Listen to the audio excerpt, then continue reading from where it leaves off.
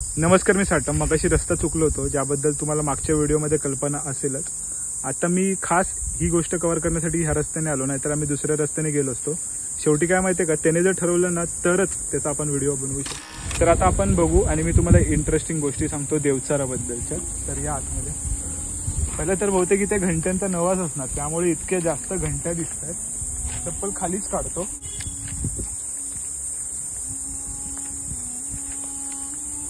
देवचार बाबांचा चौतर आहे तो या सुनीता तुकाराम तावडे आहेत, त्यांच्या स्मरणार्थ त्यांच्या पतीने बांधला होता. 2002 मधला हा चौतर आहे. आपण वर जाऊन अजून दाखवतो तुम्हाला. आणि देवचार ही कॉन्सेप्ट नक्की काय ना त्याबद्दल तुम्हाला सांगतो. इथे पायऱ्या मस्त बनवलेल्या आहेत वर जायला देवाच्या इथे. आणि मी तर बघा,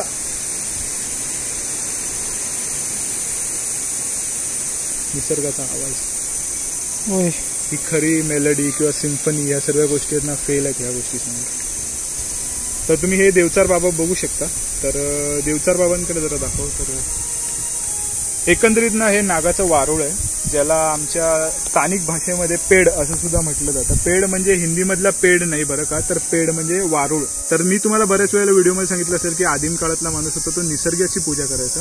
तर हेच ते खरं प्रतीक आहे निसर्गाचं. आणि ही तुम्ही माती बघाल ना तर तुमच्या लक्षात येईल बघा, ही वाळू आहे, वाळू जवळपास. आणि इथे तुम्ही बाजूला बघाल ना तर ही बाजूची माती बघा, ही बघा. या दोन मात्यांमधला फरक तुम्हाला कळेल कसं आहे तो. तर हे वाळू आहे देवाचं. तर देवाच्या मी पाया पडतो.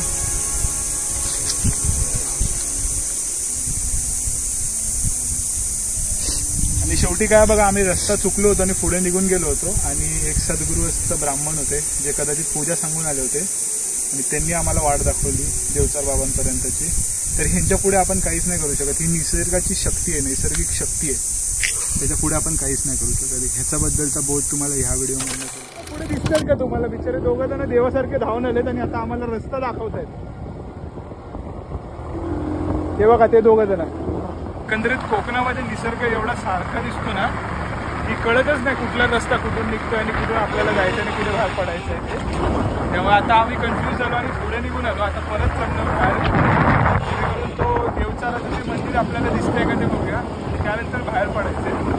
म्हणजे जो चकवा बसतो तो चकवा नसतो. निसर्ग खूप जास्त सिमिलर असल्यामुळे तुम्हाला तिथल्या तिथे तुम्ही गिरत्या घरात राहता. तर बघा हा असा रस्ता होता. इथे हा पॉइंट आहे बघा, इथे लिहिलेलं आहे. आम्ही इथून ह्या रस्त्याने निघून गेलो आणि आम्हाला इथे यायचं होतं, इथे खाली जायचं होतं. आणि तुम्हाला सांगतो मुंबईमध्ये लोक हापूस आंब्यासाठी मरत आहेत. आणि हे बघा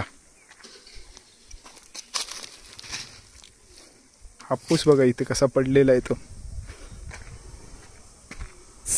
देवचार म्हणजे नक्की काय त्याबद्दल थोडंसं सांगतो. तर देवचार म्हणजे तुम्ही जर ह्या शब्दाची फोड केलात ना तर तुम्हाला कळेल देव आणि चार यापासून बनलाय देवचार. चार म्हणजे काय तर ते चार वेशींचं प्रतीक असतं. जग जरी पूर्ण गोल असलं तरी प्रत्येक गोष्टीला आपल्या इथे कोणी आहेत. तसेच ते चार प्रमुख कोणी असतात ना, पूर्व, पश्चिम, उत्तर, दक्षिण. त्यांचा हा रखवाला असतो, त्यांचा हा पोशिंदा असतो. आणि प्रत्येक वेशीवर तुम्हाला अशा प्रकारचं देवचाराचं मंदिर मिळणारच, कारण तो राखणदार असतो प्रत्येक वेशीचा. त्याच्यामुळे पूर्ण गावचा बंदोबस्त तो करून ठेवतो आणि त्याच्यामुळे कुठल्याही प्रकारची आपदा गावावर येत नाही. तर असा हा देवचार बाबा. आणि हो, कधी अरेतुरे झालं देवांमध्ये तर मला माफ करा जर तुमच्या भावनांना ठेस पोचत असेल तर. पण हे आमच्यासाठी आहेत ना खरोखर आमची आत्मिक शक्ती आहे.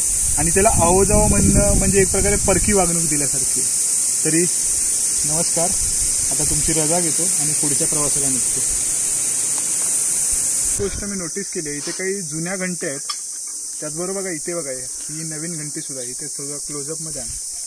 ही नवीन घंटी सुद्धा बांधली. ही आपली पूजेची घंटी आहे. त्याच वेळेला या घंटा आहेत.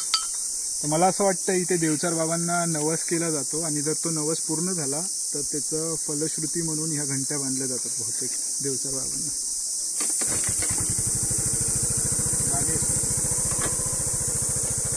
कायम ना माझ्या मनामध्ये एक रुखरुख लागून राहिलेली असते कायम ह्या रस्त्यांवरून प्रवास करत असताना, की हा आता माझ्या आयुष्यातील शेवटचा तर प्रवास नसेल ना. म्हणजे माझं आयुष्य अजून खूप असेल हो, पण या जंगलाचं, रानाचं, झाडांचं आयुष्य कितपत असेल अजून ते थोडं एक प्रश्नचिन्ह आहे. एकंदरीत माणूस ज्या प्रकारे जंगलांमध्ये घुसत चाललाय ना हे पाहता.